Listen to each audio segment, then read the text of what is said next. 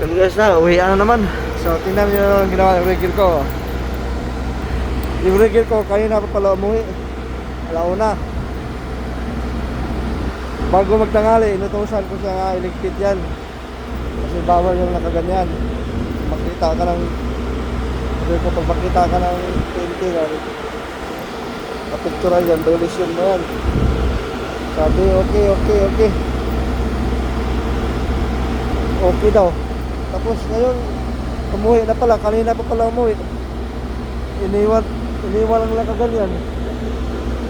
Yung Pilipino kong rigger dati na doon naiwan yung gate, ginawa ng ID. Yan kasi sino magligpit yan?